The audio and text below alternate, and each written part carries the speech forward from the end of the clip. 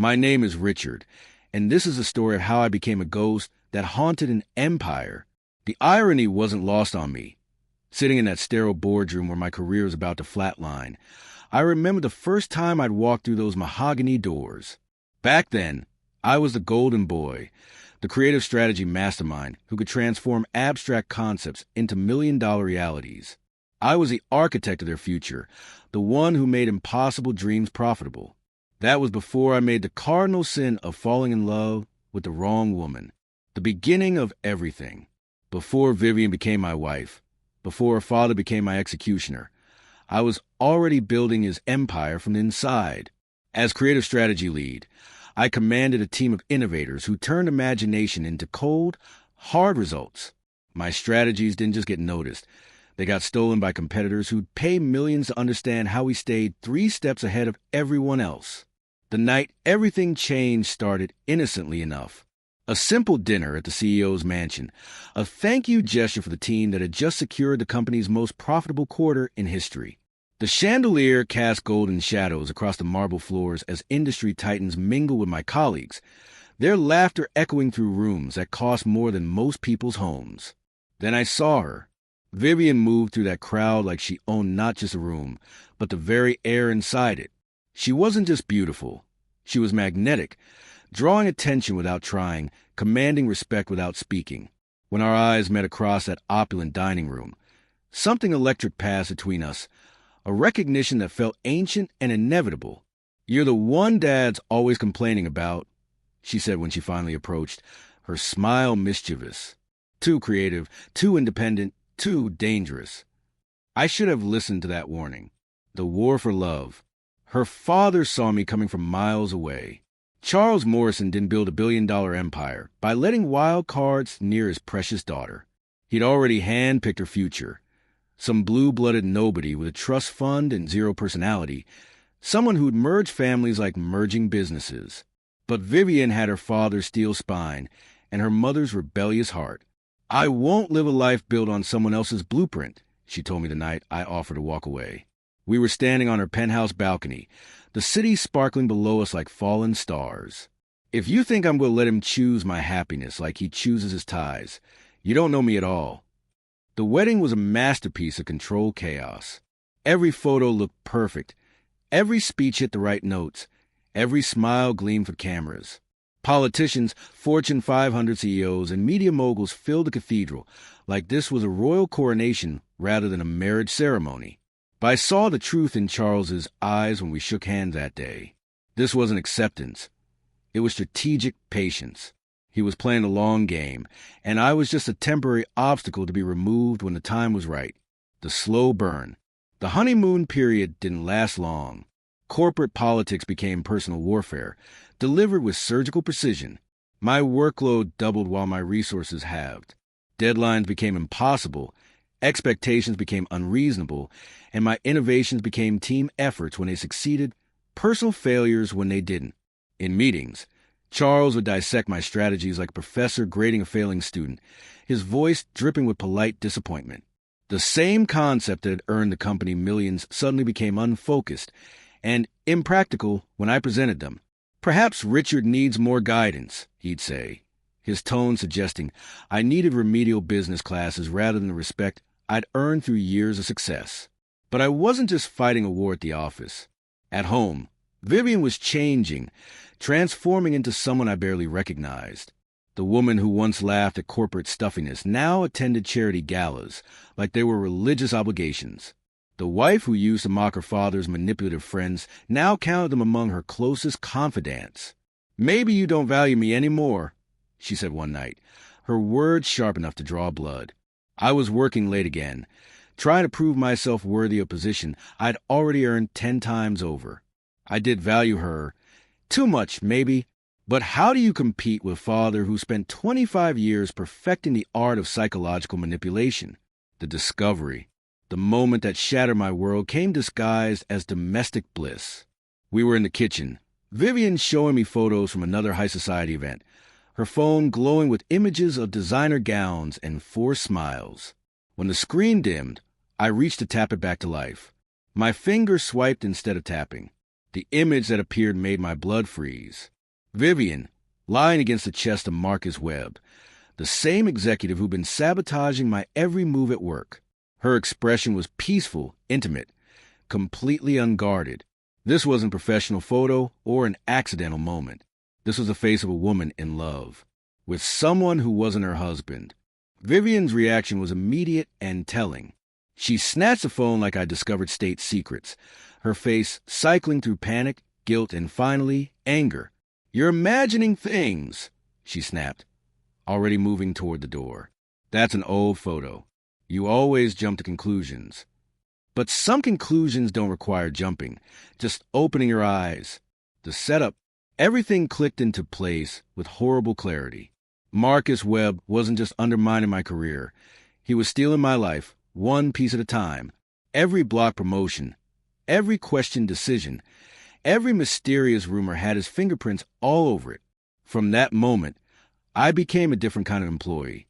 I started documenting everything, backing up every innovation, every strategy, every creative breakthrough that had my name on it.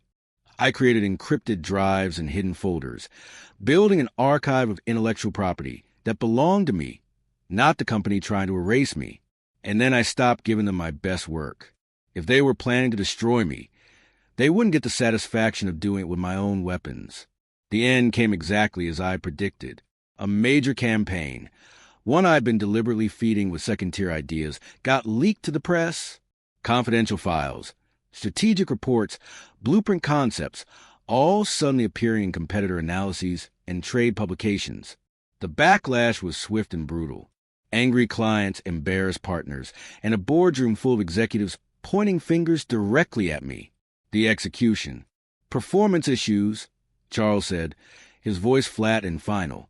The boardroom felt like a tribunal, with HR representatives, lawyers, and Marcus Webb himself sitting in judgment of my professional life. They prepared a severance package that was generous enough to avoid lawsuits, but insulting enough to send a message. Years of innovation, countless late nights, millions in generated revenue, all reduced to a stack of papers and a security escort to my office. I called Vivian immediately. The phone rang once, twice, then went straight to voicemail. I tried again. Same result. A text message disappeared into the digital void without response. When I arrived home, the scene was already set for my departure. Boxes lined the hallway like tombstones, my clothes folded with a kind of precision that suggested this had been planned for weeks. My shoes were arranged by the door like evidence at a crime scene. Vivian stood in the center of it all, arms crossed, expression unreadable. "Time for a fresh start," she said, extending a homeless shelter brochure like she was handing me a business card. For me, the house, I realized, had always been a trap. Company-owned, father-gifted, designed to be pulled away the moment I became inconvenient. I didn't argue. I didn't beg. I didn't even ask questions. I simply picked up my boxes and walked out of life they decided I no longer deserved. The phoenix rises. What they didn't understand was that they just freed me from every chain that had been holding me back. Within days, my phone started ringing. Competitors who'd been watching from the sidelines, industry veterans who knew my real worth, international firms who didn't care about domestic politics. They all wanted to know if I was available. The termination contract was designed to cage me, preventing employment with any direct competitor. They thought they were clever, creating a legal prison that would force me into irrelevance. But they forgot one crucial detail. They never said I couldn't sell what I knew. Every innovation I had created, every system I designed, every strategic framework that had built their empire, I owned the intellectual property to all of it. Not the company versions they'd filed away, but the original concepts, the enhanced versions, the next-generation improvements I'd been developing in my spare time. A Dutch multinational corporation with American operations approached me through intermediaries. They didn't care about NDAs or corporate politics. They cared about results. I sold them everything, not just the frameworks that had made Charles's company successful, but the evolved versions, the strategies I've been holding back, the innovations I've been saving for the right moment, the creative pipelines that could revolutionize entire industries. The impact was immediate and devastating. Within months, My new partners had doubled their market share. Within a year, they had become the dominant force in sectors Charles had considered his personal territory. My old company couldn't compete. Their innovations felt dated, their strategies predictable, their competitive edge dulled by the absence of the mind that had been sharpening it for years. The reckoning. While I was building a new life across 3 continents, their world was crumbling in real time. The emails started arriving like digital rainfall. First polite, then apologetic, finally desperate. We'd like to discuss collaboration opportunities. Misunderstandings happen. Let's start fresh. The company needs you, Richard. Vivian wants to talk. And my personal favorite, it was never personal. 93 missed calls in 1 week. Voice messages that progressed from professional courtesy to barely concealed panic. Text messages that read like hostage notes written by people who'd suddenly realized they'd kidnapped their own success. I responded to none of them.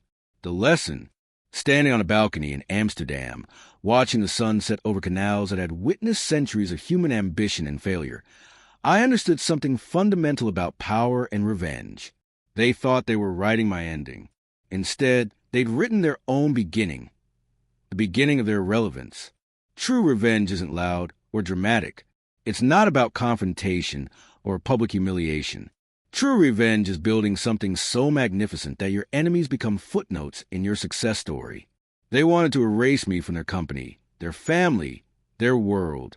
Instead, I erased their relevance from mine. The phoenix doesn't rise to seek vengeance against the flames. It rises because that's what phoenixes do. They transcend the destruction others try to impose on them.